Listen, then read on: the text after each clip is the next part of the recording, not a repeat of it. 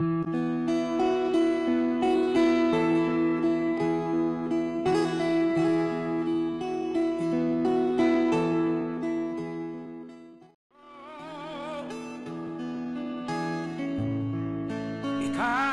at ako, tayong lahat kay Rodrigo. Bukas. Hello po, ma'am. Hello po. Kandidato ang aking kapatid. Burunggan. Yes. Burunggan Samar. Makaharang tayo sa daan eh. Sorry kasi nga eh. Hindi ako pwede magtagal. Sige lang. Nagsasabi po yung nasa loob na bawal po mag-video kasi binibideo niyo po yung kanilang center. So nagsasabi po sila sa inyo, through sa akin, na huwag niyo daw i-video yung kanilang, bawal po yon sa kanilang protocols na binibideo daw yung kanilang building at yung mga tao na pumapasok. At hindi ko po nakausap si Pangulong Duterte ngayong araw na ito. Nandito lang po kami para kunin yung mga gamit na pinapakuha na hiningi namin na kunin kasi hindi na siya mapasok doon sa loob ng kwarto ni Pangulong Duterte. Kaya binalik nila sa amin yung mga gamit para mag-inventaryo. At hindi po kami nagkita ngayon, araw na ito. Opo. Nandito lang kami para kunin yung gamit po ni Pangulo Duterte. ngayon, papara. Ma'am, ari ka ma'am? Yes ma'am, hindi ko lang alam kung anong oras yung schedule pero Kita-kita na tawag ma'am. mag-anhi ko din pero dili lang ko kibalo ko sa oras. Yeah. Depende lang sa Noted ma'am. Okay, salamat. Thank you.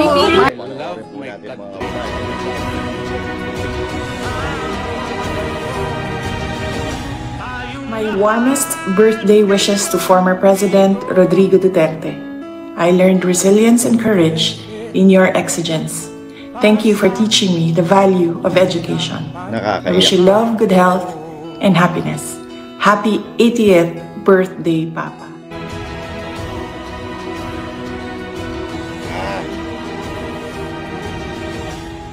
My warmest birthday wishes to former President Rodrigo Duterte.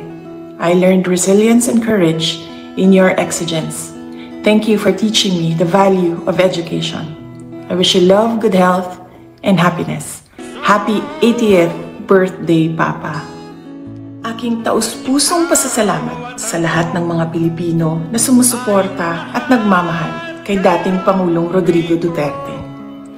Sa mga kababayan natin sa Pilipinas, the Netherlands at iba't ibang panig ng mundo, napakalaking bagay para kay Pangulong Duterte ang pagtitipon ninyo para sa kanyang pag-uwi at kaarawan. Yun! Maraming salamat. Para sa kanyang pag-uwi. At napapagaan nito ang mga hamon na hinaharap niya ngayon. Alam din ni Pangulong Duterte na haharapin niya ang ICC na kasama ang lahat ng mga Pilipino sa iba't ibang panig ng mundo, lalo na ang mga kababayan natin sa Pilipinas. Sa kanyang pagdiriwang ng kanyang 80th birthday, huwag nating kalimutan na ipagdasal sa Diyos na sana ay biyayaan pa siya ng mas magandang kalusugan at mas mahabang buhay.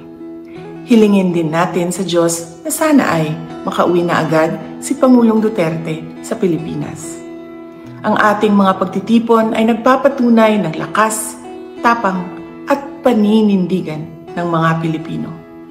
Sana ay magpatuloy din ang inyong suporta at pagmamahal sa ating dating Pangulo hanggang sa darating na halalan ng ating mga senador. Yun? Sa inyong kaisog, suporta o pag-ampo, kami nagasandig o naghinaot na atong makabot ang hustisya alang kang Rodrigo Duterte sa mga Pilipino ug sa atong nasod, Pilipinas. Syukran. Yan po ay matalinhagang pangungusap ng ating Vice Presidente sa ating mga sumusuporta sa ating dating Pangulo. Isa pa po. Mga kababayan, aking taus-pusong pasasalamat sa lahat ng mga Pilipino na sumusuporta at nagmamahal kay dating Pangulong Rodrigo Duterte. Sa mga kababayan natin sa Pilipinas, the Netherlands at iba't ibang panig ng mundo, napakalaking bagay para kay Pangulong Duterte ang pagtitipon ninyo para sa kanyang pag-uwi at kaarawan. Sa pagbati natin sa dating Pangulo ng ating bansa Mayor Rodrigo Roa Duterte sa pagsapit ng kanyang ika-80 kaarawan ng pagsilang. Ang totoo po, hindi ko alam kung ako po ay naliligayahan o nalulungkot sapagkat bagamat ang pagsilang po ay dapat po nating sineselebrate. Ngunit sa kanyang kalagayan ngayon na nasa malayong bansa, nasapilitang dinukot at inilipad sa isang lugar na napakalayo sa atin. Hindi ko po alam kung paano natin i-celebrate ng maligaya ang kanyang kaarawan. Ang masasabi ko lamang po sa ating Pangulo, sana'y lalo siyang maging matatag. Alam ko po siya'y matatag. Wala pong problema doon. I do not doubt his tenacity and endurance as a leader. Medyo nag-aalala lamang po ako sa kanyang kalusugan sapagkat alam nating may edad na siya at naggagamot po siya. Hindi naman po masyadong mabuti ang kanyang kalusugan. Yun lamang po ang aking inaalala. Ngunit sa kanya, bilang isang leader, alam kong matatag siya. Alam kong alam niya ang kalagayan ng ating bansa. He is prepared to suffer.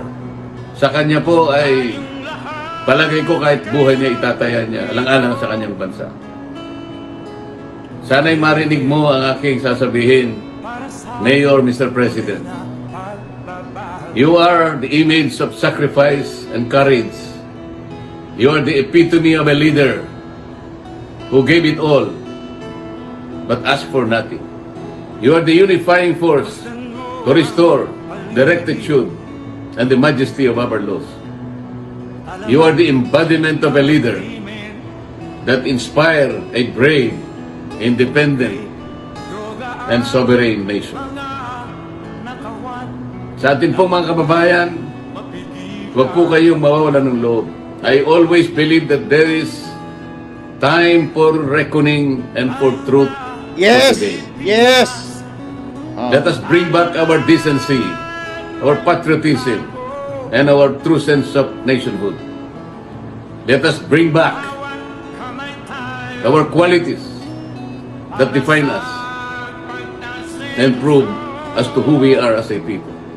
Let us be resilient. Let us be steadfast.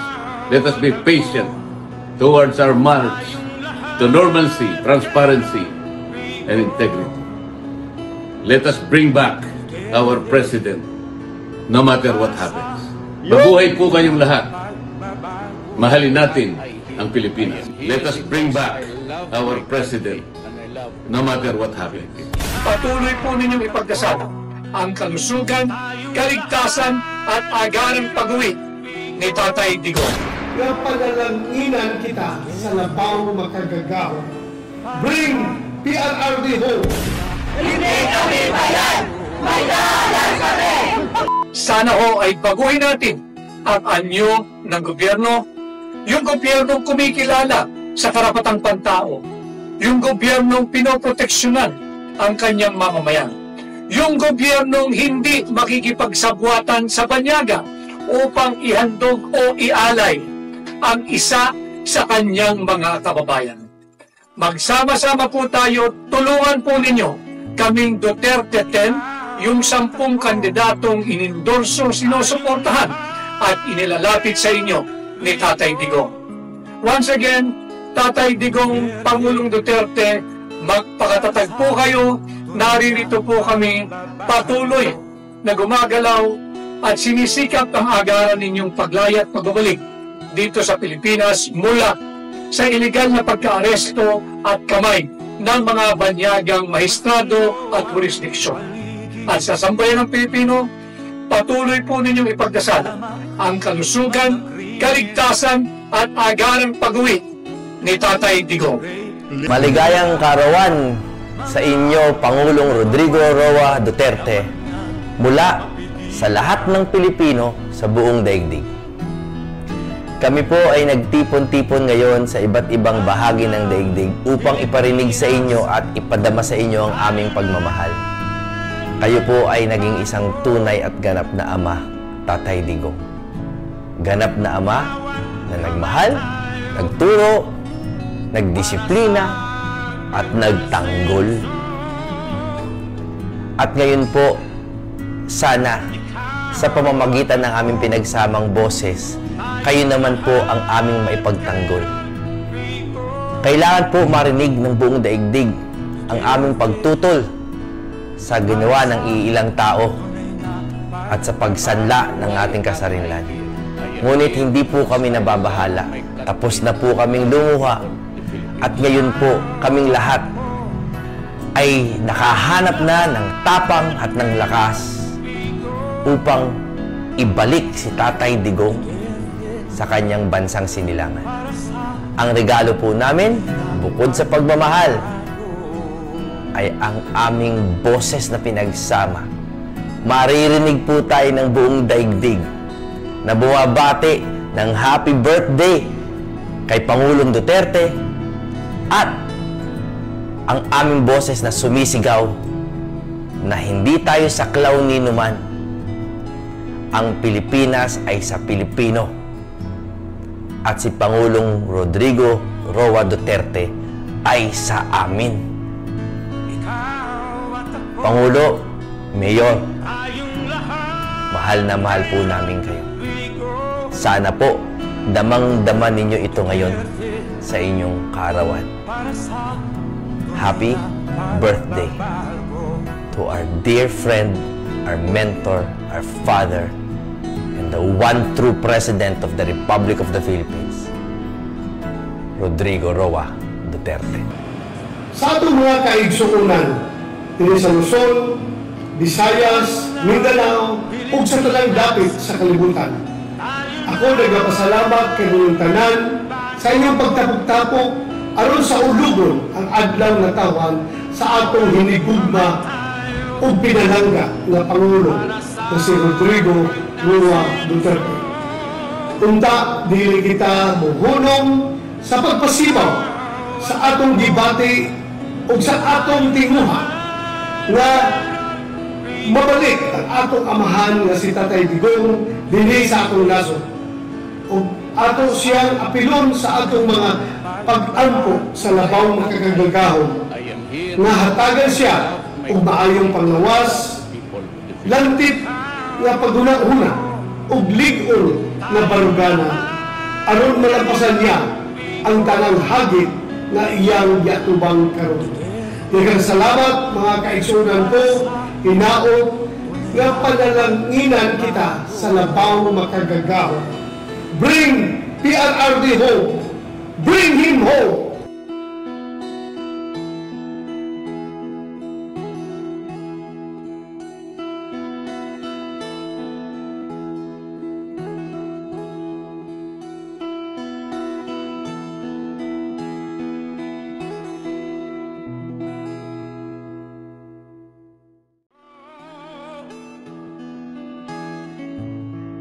Ikaw at ako, tayong lahat kay Rodrigo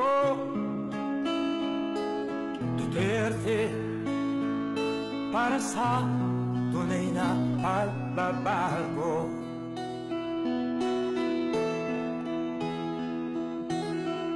Inukos ni Tatay Digong ang kanyang panahon para sa pagpapaganda at pagpapanumbalik ng kagandahan ng Pilipinas. Naalala niyo po, nung pag-upo pa lang ni Tatay Digong, na kung saan ang droga ay palamak sa unang taon, sinabi niya na kung hindi po kayo mag-surrender at kung kayo ay manlalabas, ay may paglalagyan kayo. Tayo na Pilipinas, tayo na magbago. Hawat kamay tayo para sa pagtasenso. Ikaw at ako, tayong lahat kay Rodrigo Duterte, para sa tunay na pagbabago. Why am I here? I am here because I love my country and I love the people of the Philippines.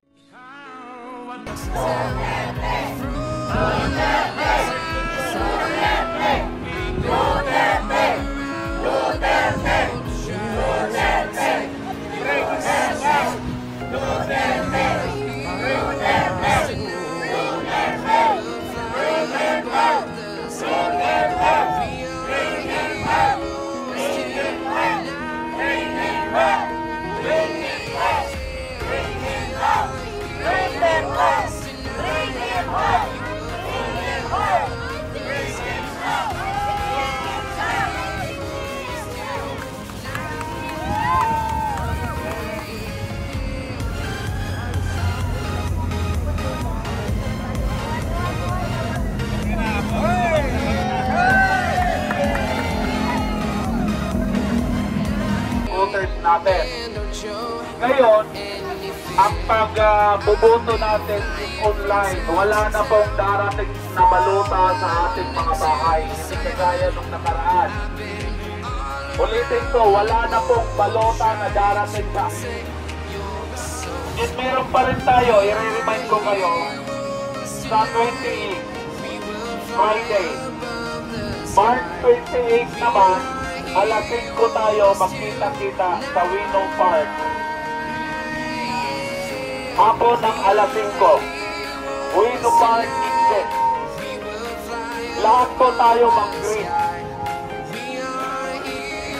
So, Winnow Park exit tayo ha. Alright?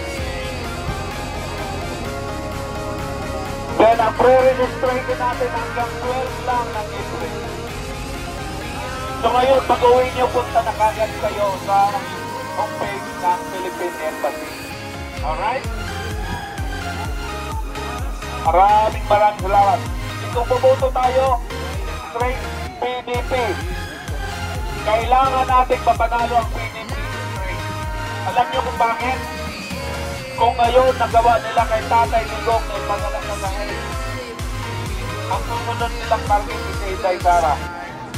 Sunod nilang target ay ang mayor ng Davao, si Bante.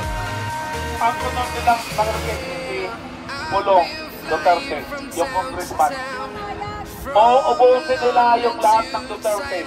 Eh kung maubos nila ang lahat ng Duterte, tayo ba exempted tayo?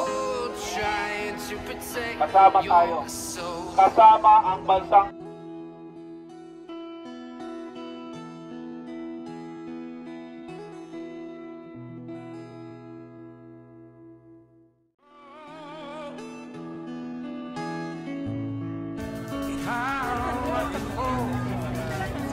tayong lahat kay Rodrigo.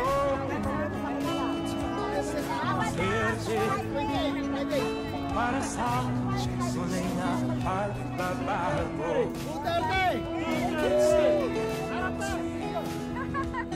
Maraming salamat po sa inyo.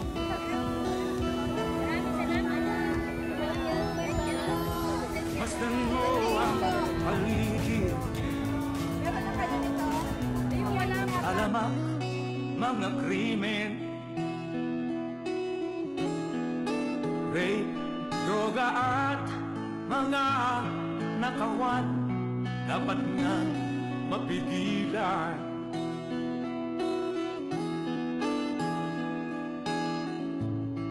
Tayo na Pilipinas, tayo na magbago.